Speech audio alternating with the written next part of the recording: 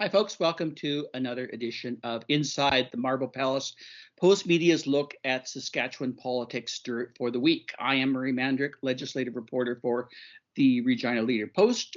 Joining me, as always, Arthur White-Crummey, our legislative reporter for the Leader Post and Star-Phoenix, and Phil Tank from the Star-Phoenix, who has done extensive coverage on COVID, on the election, on politics, on pretty much just about everything.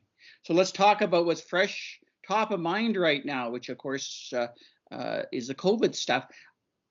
The numbers are getting interesting to me in the sense that they're not climbing dramatically, but they're steadily increasing post July 11th reopening in terms of both hospitalizations and maybe a particularly steady number in terms of new cases, active cases for the day that's been led by something that's going on in the north in terms of COVID spread. Maybe that's the best place to start. Can you tell viewers who may be a little less familiar what's been going on in the north and why Health Minister Paul Merriman was rather concerned about it yesterday? I believe he called it isolated cases, but isolated cases of concern. Yeah, well, when you look at it, I mean, I just looked at some statistics from last week that the north is actually the worst spot in Canada. For adding new COVID cases over the last 7 days. Now, that was last week. But stunning that someone's worse than the Yukon, because the Yukon has been really bad for, quite a few weeks now. And yeah, we hear about these outbreaks. Interesting that the minister used the word outbreaks, but if you go on the Saskatchewan website under their outbreaks list, there's nothing listed under the north. Yet we know there have been, outbreaks in Hatchet Lake. We know there's an issue in Buffalo River. There's a media report about, an issue way up north in Black Lake. So, we are on a per capita basis, adding cases quicker or more, the last 7 days faster than any other place in Canada. And that's largely, we were behind Manitoba for a while. Manitoba was obviously really doing really poorly. They have dropped down and we're there. We're still, I think, second per capita in active cases. So, I mean, our cases have dropped a lot. It's not fair to say that our cases haven't dropped a lot. But when you look at Canada's success story, we sort of stand out as like, okay, why is Saskatchewan still so high in adding cases? Well, that's a good question, and it is because of these isolated outbreaks that, as you say, aren't popping up on the SHA site, but we know are happening. Why is the spread so quickly? And are things like forest fires and everything else and having to clump people together to protect them from wildfires and everything else part of it? Is it just because we're dealing with communities that are just largely unvaccinated because we haven't got the vaccinations to those particular areas, which I think is about half the problem with our vaccination numbers that Arthur probably is going to get into in a moment. But why, to your knowledge or to what we've been told so far, Phil, has there been a special problem in these isolated communities in terms of active cases and numbers? And as you point out, they're monstrous. They're right now higher than Regina and Saskatoon, and probably will be so for a while. Yeah, well, they're higher in actual numbers. They're much higher in per capita numbers because those places are much smaller. Well, I remember with the Hatchet Lake outbreak, of course, part of the issue there was that there was a large part of the people who were unvaccinated. They did a really good job over 2 weeks of the outbreak to get more people vaccinated. But, when you saw those numbers and you saw the numbers in the rest of the province, it really stood out. And, I'm not sure exactly what the vaccinations are in the rest of the north, but 26% of people in Saskatchewan have not got a single dose yet. So that's and that's the highest in Canada. So it's difficult not to connect the low rates of vaccination with the high rate of new cases. Those kind of go hand in hand. Well, let's bring you in on this, Arthur, because you did an interesting story, I thought, this week that wasn't completely related to this particular issue, but I think quite related in the sense that you delved into the whole issue of conspiracy theories, of people that are anti-vax for any number of reasons. If it's possible, have you seen, or can you get a sense right now in your own mind, in terms of that 26% that Phil has talked about, maybe what proportion of that will be people that just under no circumstances are ever going to get vaccinated, and what percentage of that might be people that are like people in Hatchet Lake and elsewhere in the north, and maybe in a few other rural communities where it's just darn hard to get into vaccinations and such. We'll get into, I guess, what the government's doing about that. But what's your sense right now? Like, if everybody that wanted a vaccine right now in Saskatchewan got one, any guesses as to what the number might be, Arthur, in terms of at least first doses? Well, I'm not going to give you a specific number, Murray, but the in the far north, based on the conversations that I've had with, kind of community leadership and tribal council leadership, access is an issue in some cases. Like, I heard from the chief of Buffalo River that they were concerned they weren't getting Pfizer doses quickly enough for some of the children that they wanted to see vaccinated. But it does appear that the primary concern, even there, has more to do with hesitancy than it does with access, based on those conversations that I've had. So the chief said that there is a lot of distrust. A lot of people are falling prey to what he called Facebook doctors, people that are propounding their own wrong-headed warnings about the risks associated with the vaccines. That's also something that I heard from people at the tribal council, saying there's obviously a long history of distrust toward the medical system in the north. That's something different in a lot of ways from what I was covering here in Regina, that I know that you also want to talk about. And this is, I think, a minuscule subset of the most hardcore vaccine opponents that are still gathering weekly at the Regina farmers market. Even though I think they're a small fraction of this problem, they may have a disproportionate influence because they're very active online.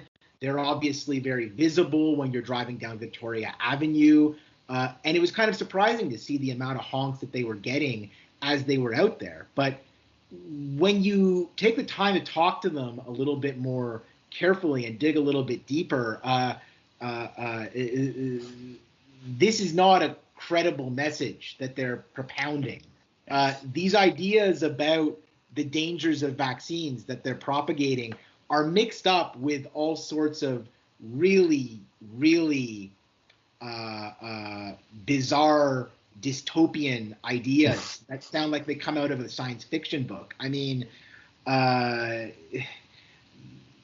you can't really go more than a few minutes talking to these people before they mention a conspiracy to use the vaccine, or to use 5G, or to use climate control and weather machines to depopulate the earth, because apparently banking families and oil barons and whoever else are interested in reducing the global population for some reason. I mean, all of this is nonsense, and it stems back to really, really persistent conspiracy thinking.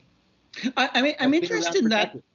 I'm interested in that from the perspective of almost those people honking, Arthur, because I'm guessing, as you say, it's probably less than 1%, like a fraction of 1% of people that have gone that far down the rabbit hole, and as you describe, and are just to the point where they would be protesting publicly and whatnot, because most people that I talk to don't want to endure that public conflict, public embarrassment, public whatever, of having to defend that position. So you really have to be strident in your views to do that. That said, it's interesting that, as you say, people are driving by and honking. Is it your thoughts that they're doing so because it's people they're sticking at the government, not following the crowd, not doing that? I sense that there's a lot of that, and I wouldn't be terribly surprised if there's 10, 15, or maybe even 20% of Saskatchewan that kind of has that view, and that's what's kind of driving the overall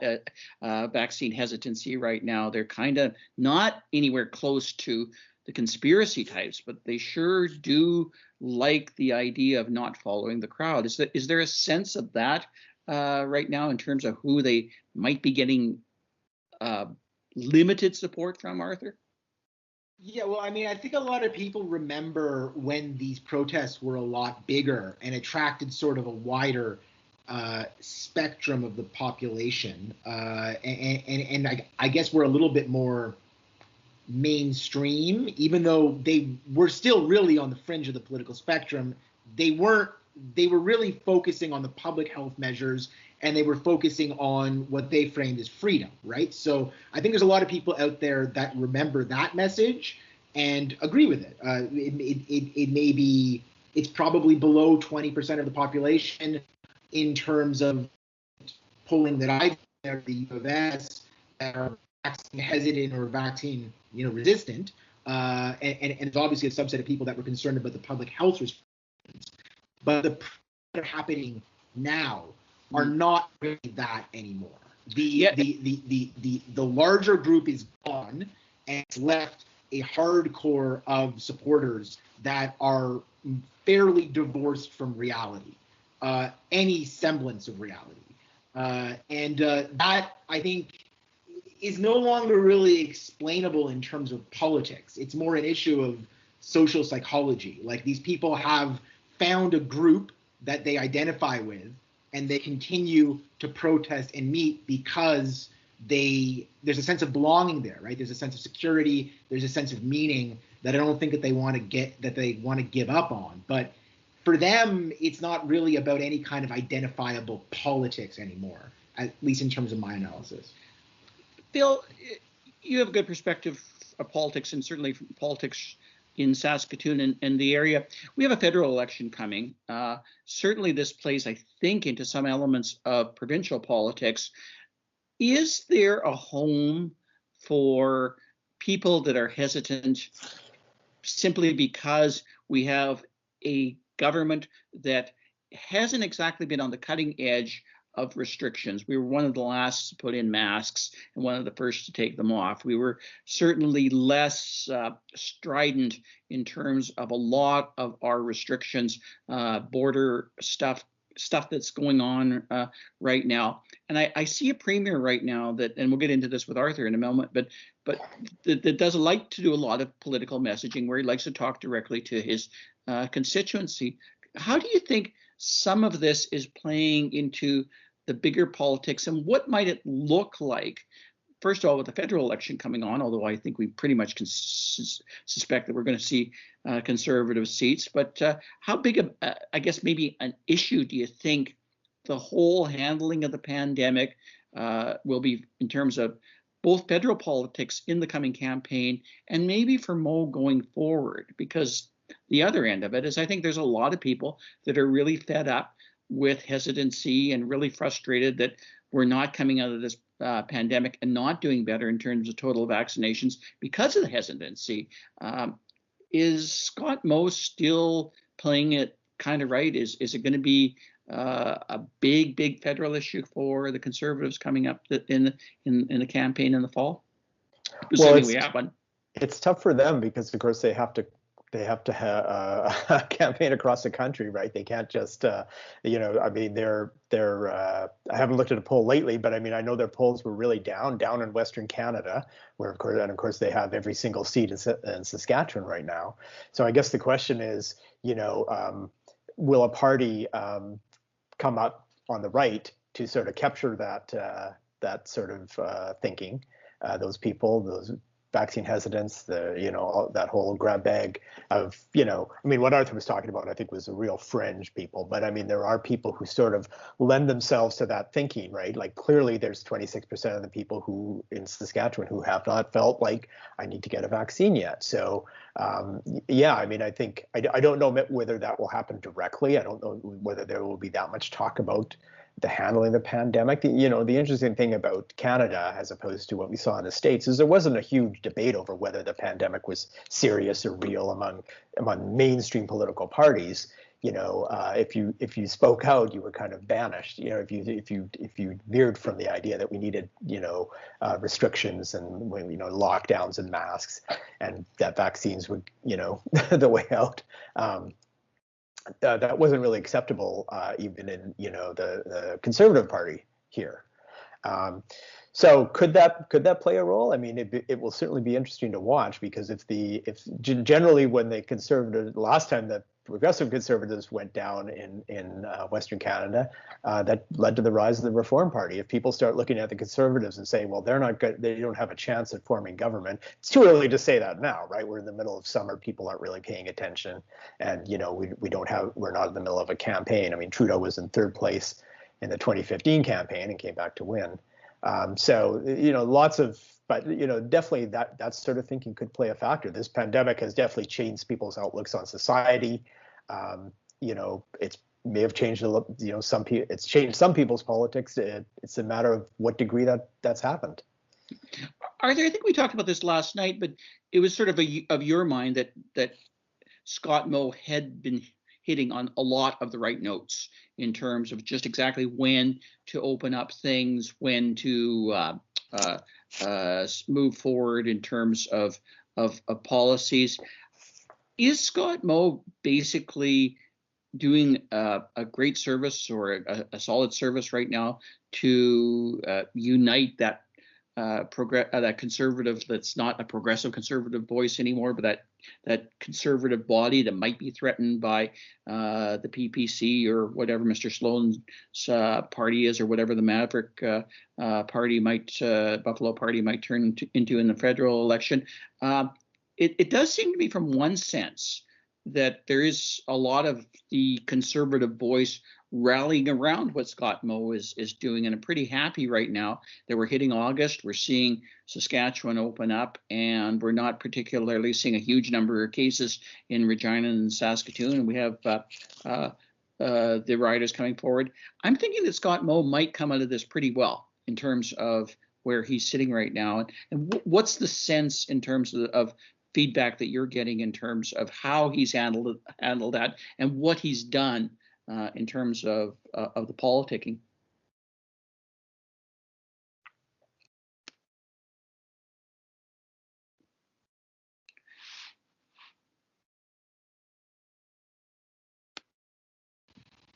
Well, that's fine anyway. Because I was just going to ask you to start the question over, because you were sort of choppy at one point and it was like kind of skipping. So let's just write off the last question and do it over again. And now you're muted. There we go. Okay, there we go. Okay, Jillian, wherever you are in the great beyond, I'm about to start this question over to avoid this. So here's where the edit starts.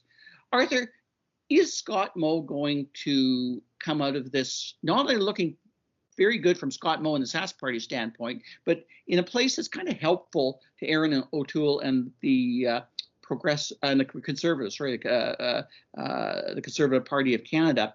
Because I think there's an interesting argument, I think you've made it before, that he's hit a lot of the right notes, and he seems to be opening up things at the right time. We're going into a happier time in August, and we're going to have rider games and a few other things going on.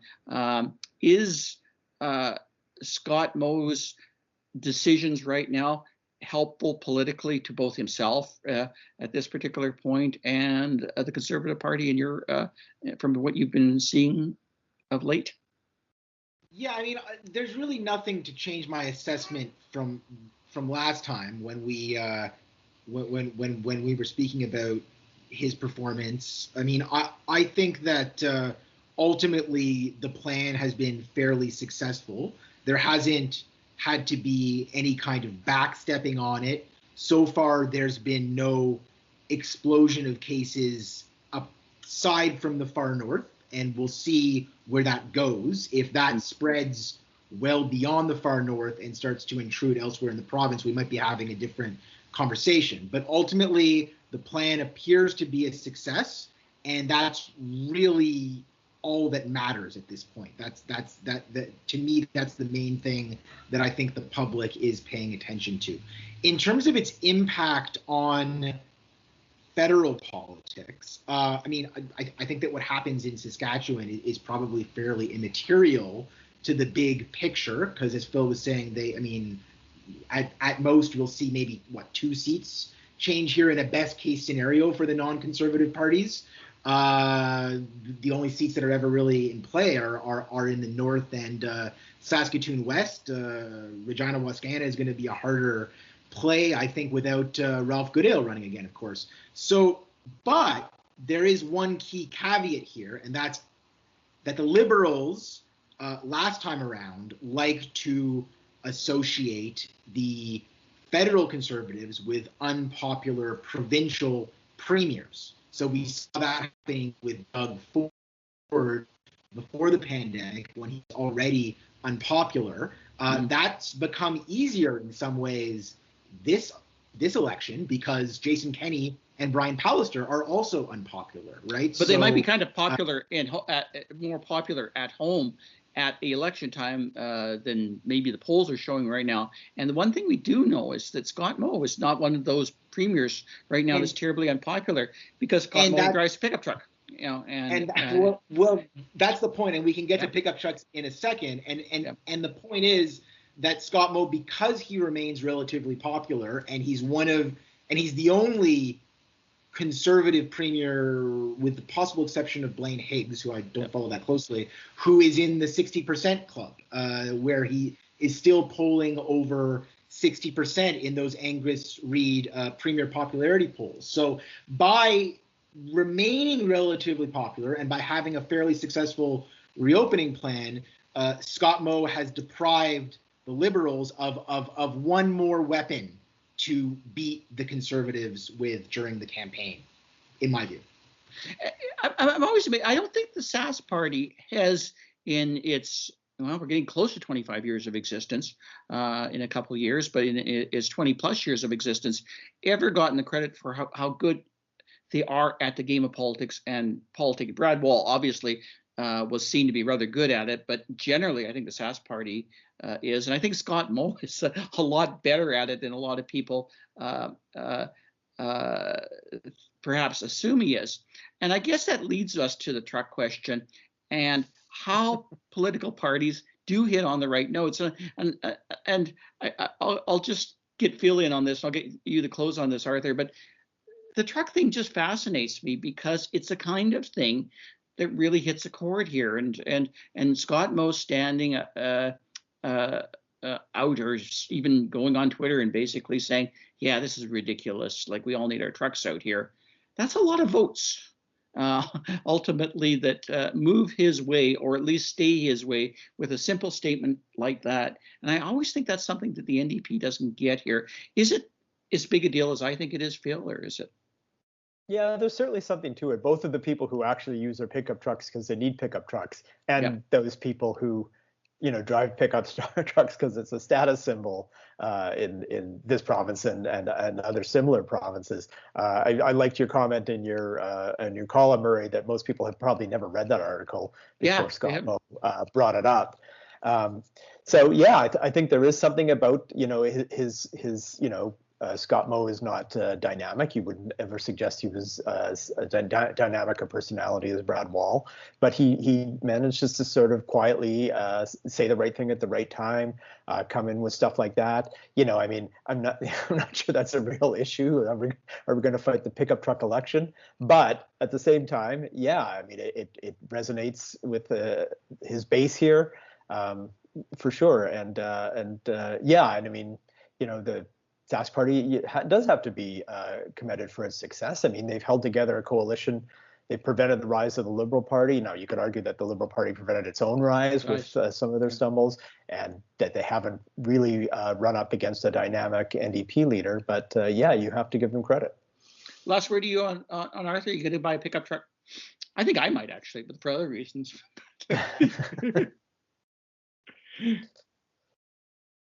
Oh, I think Arthur's frozen. Murray, I'll have you start that question one more time, because the same thing happened. Okay, same thing, Jill. Last word to you, Arthur. Are you going to go out and buy a pickup truck? Because I think I am, actually, but for other reasons.